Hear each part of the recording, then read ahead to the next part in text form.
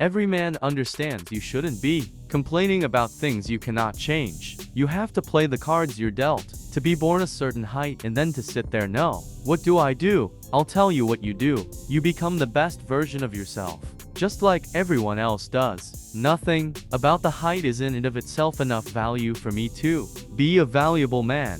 As a man, you build your value. You were born with the cards you're dealt. Sure, it'd be ideal. Look, I'd love to be 7 foot tall. You to become rich, strong, well connected. It's the same game. So to sit there and complain about it is asinine. All of you have a handful of aces. I don't think you understand that you could have been in a car crash at 4 years old and lost your legs. You have any understanding of how lucky you have been. This is pure luck. There's only luck has kept you fully able-bodied, sitting there, capable of learning and listening and becoming something. You don't really need to be that tall if you're important and rich. And when you walk in the room, you think when effing Mayweather walks in the room, people give a shit. Fix that frame in your mind. You are viewing yourself as a short man. Stop it. Walk the FK up and be the man. Why I think I fight? Do I enjoy it? No. Do I enjoy training? No. Do I enjoy cutting weight? No.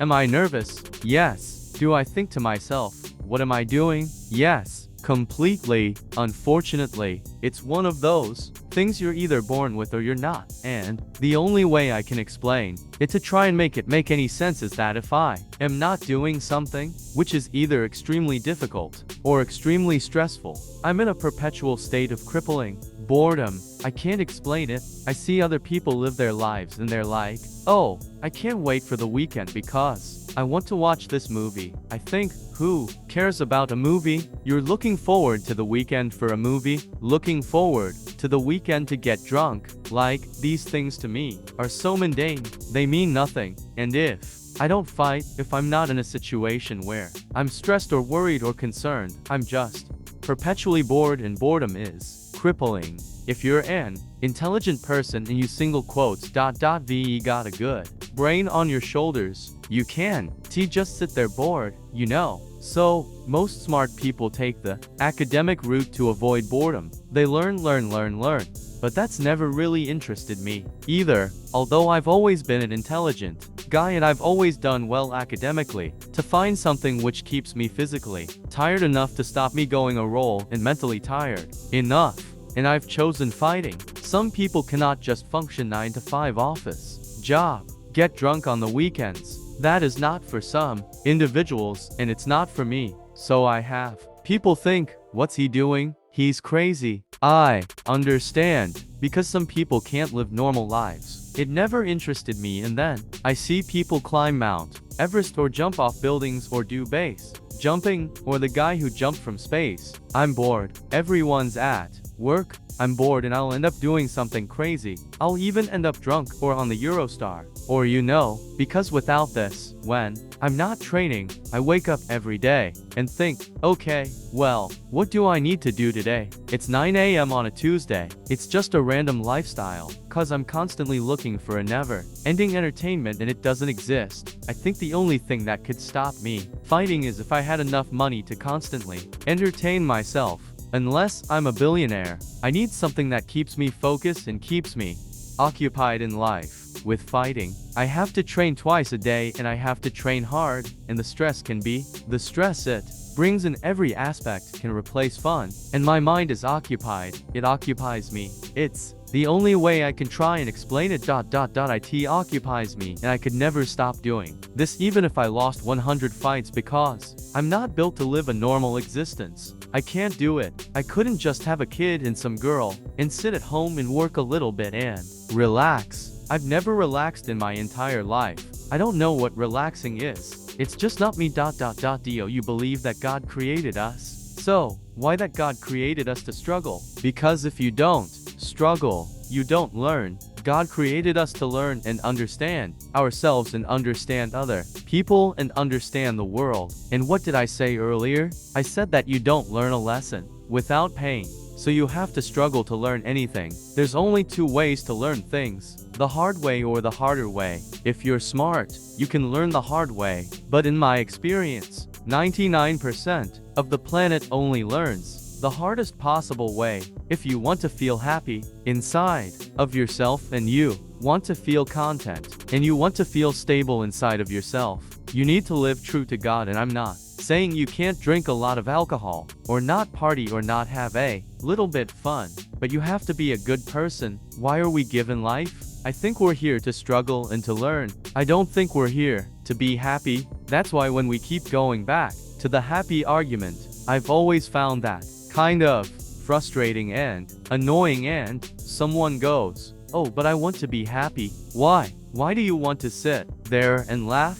Like, you were happy your entire childhood. That's your happy days. You're allowed to be happy as a kid. It's all over now. You're a man.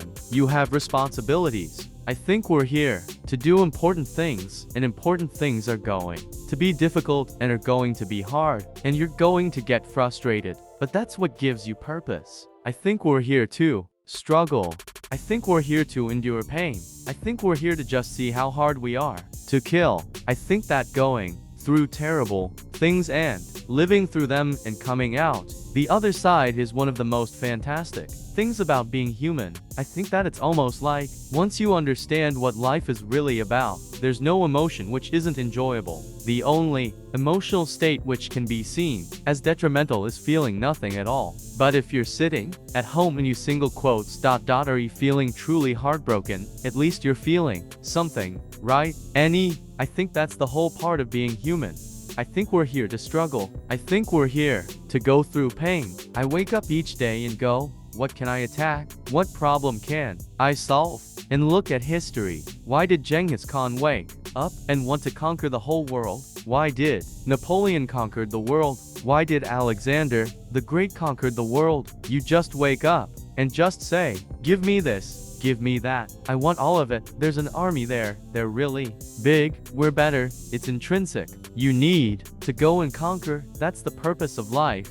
I don't believe in the societal paradigms in which they have tried to construct this idea of happiness. I don't believe or subscribe to the way that happy and sad is currently understood by the masses of the population. I think if you are anything less than absolutely distraught, you are happy. You're a version of happy. It's like saying gray is a version of black, right? No matter how light the gray is, you can still call it a version of black. And unless you've gone through an event, which hopefully doesn't happen too often, like the passing of a family member, or something that's truly destructive and detrimental to your mindset, besides these events, which hopefully only happen a few times in your life, you should be happy. If you're not crying or paralyzed in silence due to the absolute magnitude of a detrimental circumstance or the absolute magnitude of a negative event, then you are a version of happy ...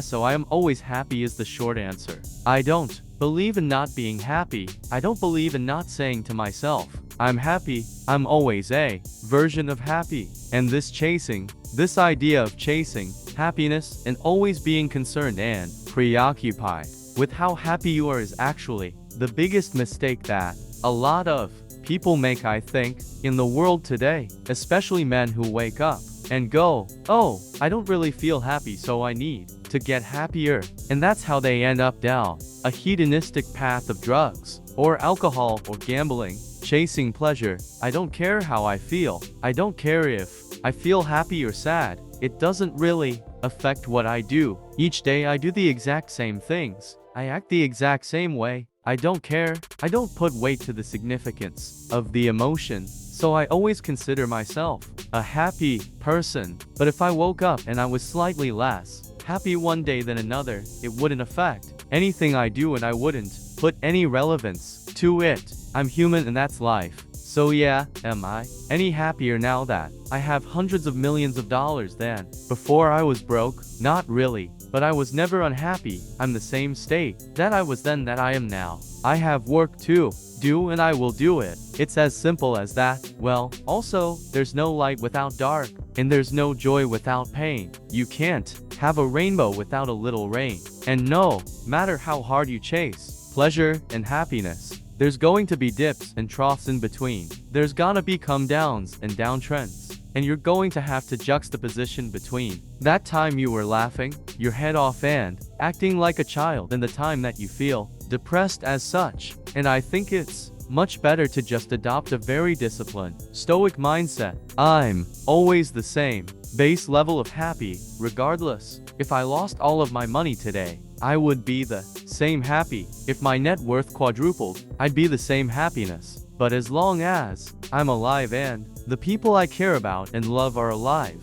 and as long as God gives me the honor of doing my duties and providing for the people I care about, as long as I get to wake up and know that there's a whole bunch of people in the world who need me and I get to work hard to please them and do good for society and good for the world, then I'm a vessel of God and I am happy. I'm happy enough to survive. That's all I look at it as. I don't ever consider how do I feel. That doesn't cross my mind. I have things to do. I'm too busy. I have things to do every single day. I have very important things to do, and how I feel really is not going to affect how I complete those tasks.